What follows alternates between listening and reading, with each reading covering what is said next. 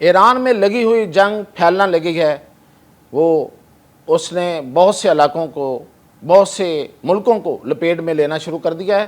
یہ جنگ کہاں تک جاری ہے، یہ کیا گل کھلائے گی، یہ کہاں کہاں جائے گی، اس کے علاوہ کہ امریکہ بے اعتبارہ ہو گیا، امریکہ کی ساکھ ڈوب گئی، ایویڈنس کے ساتھ اس بارے میں بتاؤں گا۔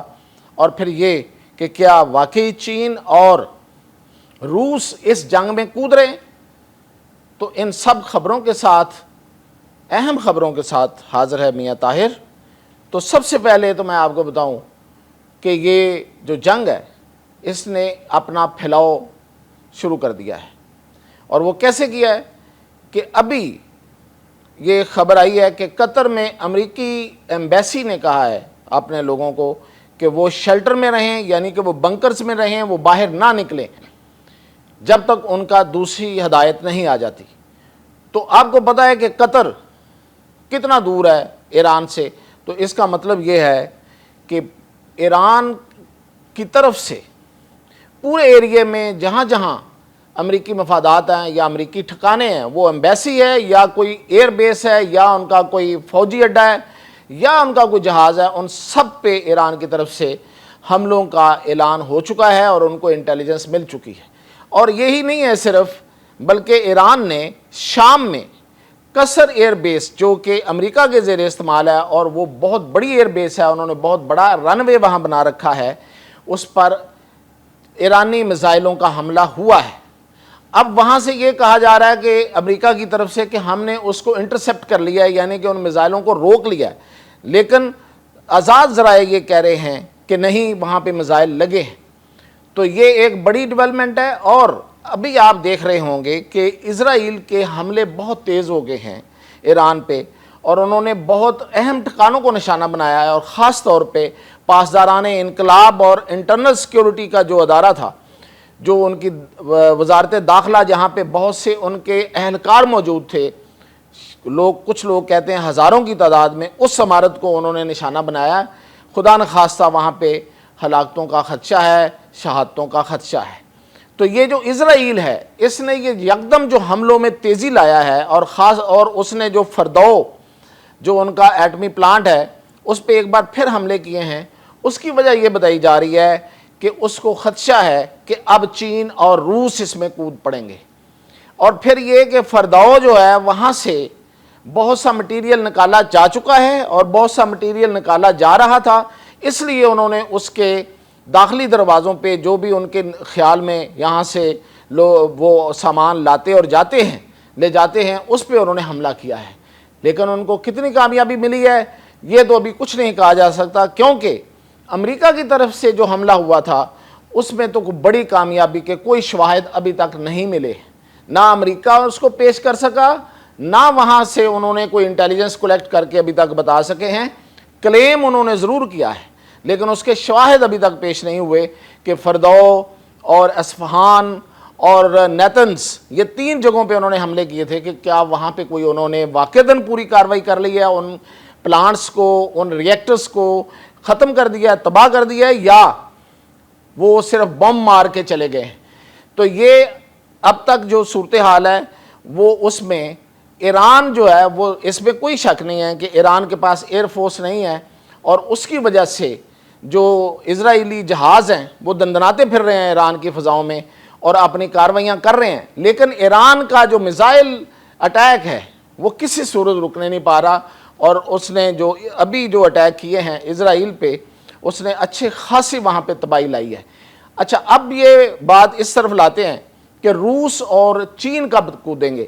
دیکھیں، چین اور روس کے، اور خاص طور پہ چین کا جو مفاد ہے اس وقت، وہ 2 طرح سے ہے۔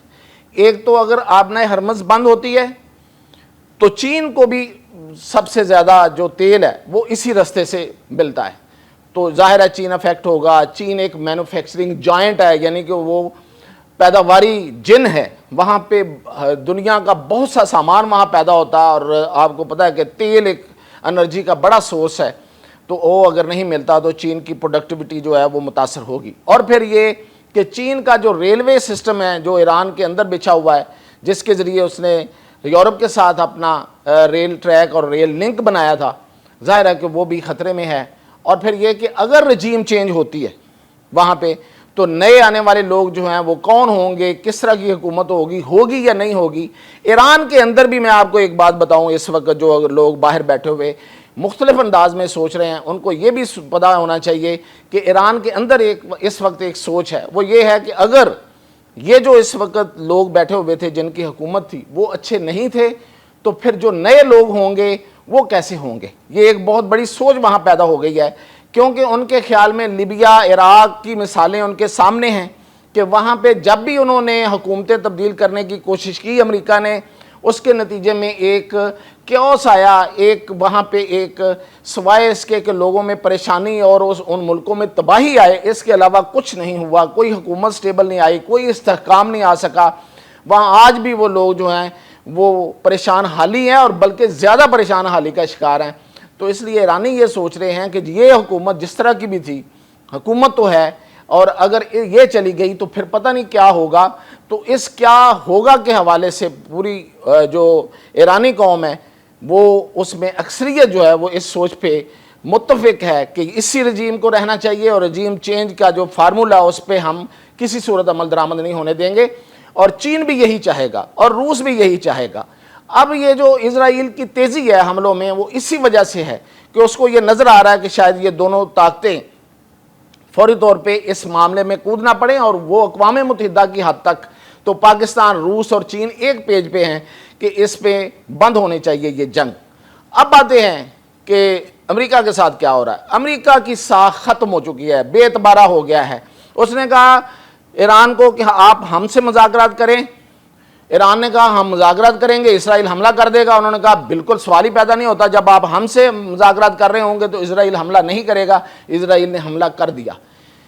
ٹرمپ نے کہا میں 2 ہفتوں تک سوچ رہا ہوں، ابھی میں حملہ کرنے کا کوئی میرا فیصلہ نہیں ہے۔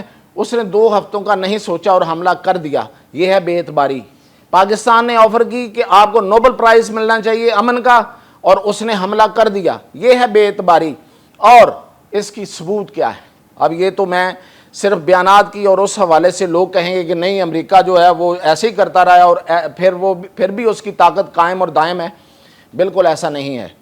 امریکہ کی طاقت کیا تھی؟ امریکہ کی طاقت امریکہ خود، اور اس کے بعد اس کی نیٹو جس میں اس نے دوسرے ملکوں کو شامل کیا ہوا تھا۔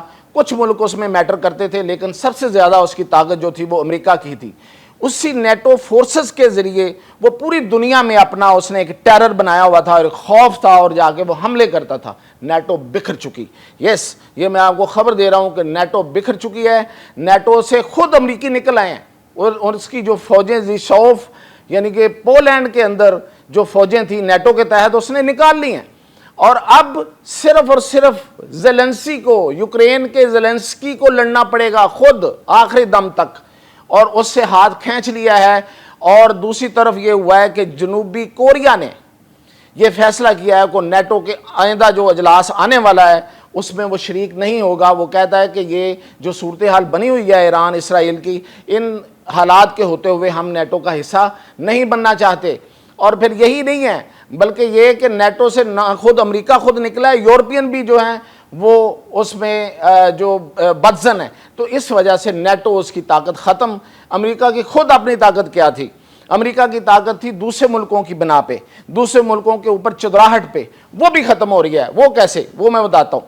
وہ دیکھیں کہ جرمنی اور اٹلی، امریکہ کے بعد امریکہ کے جو ریزروز ہیں، جو ذخائر ہیں اس کے دولت کے، اس میں جو پہلے نمبر پہ امریکہ کا اپنا سونا ہے، اور دوسرے نمبر پہ جو سونا اس نے رکھا ہوا ہے وہ جرمنی ہے۔ جرمنی نے اس کے ہاں سونا رکھوایا ہوا تھا، اور تیسرے نمبر پہ اور بہت سے ملکوں نے رکھوایا ہوا ہے۔